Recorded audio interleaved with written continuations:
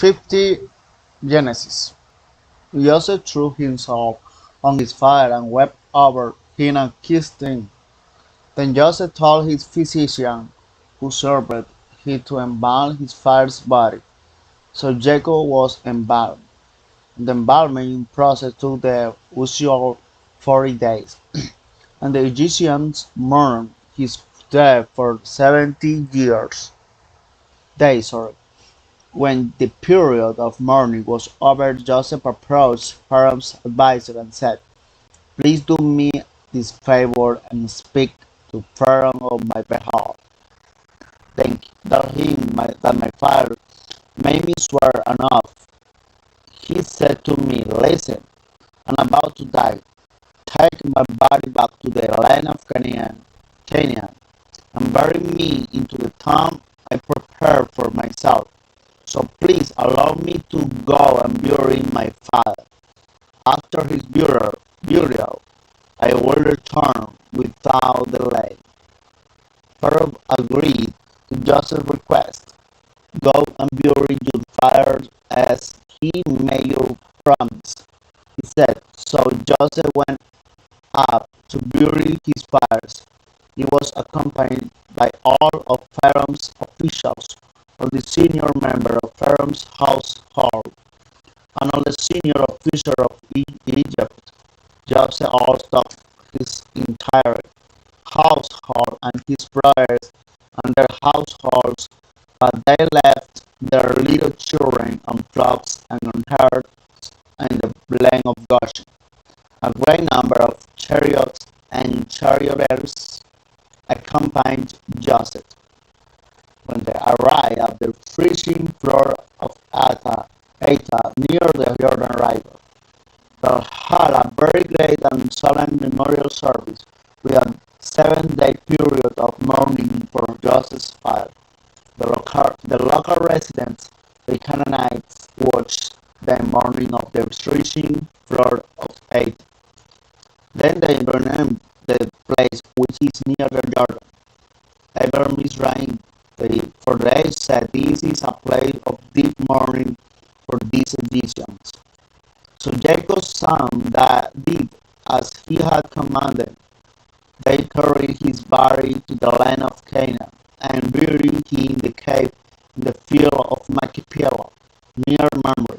This is the cave that Abraham above as a permanent burial site for Ephraim and Hittite.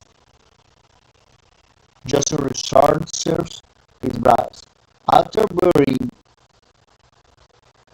Jacob, Joseph returned to Egypt with his brothers and all he owned companions to his father's burial.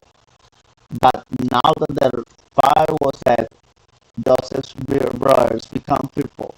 Now Joseph will show his anger and pay us back for all the wrong we did to him, and said, So they sent this message to Joseph: "Before your father died, he told us to say to you, 'Please forgive your brother for the great wrong they did to you, for their sin in the treating you so cruelly.'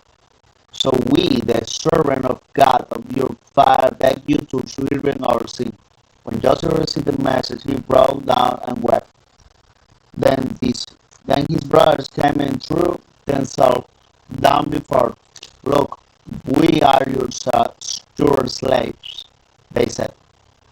But Joseph replied, "Don't be afraid of me, and I'm God, and I can't punish you.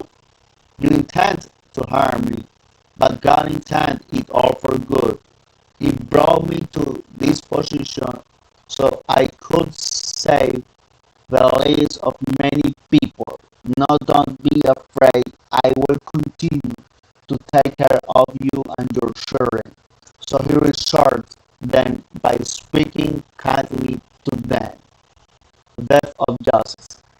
So Joseph and his brothers and their families continued to live in Egypt.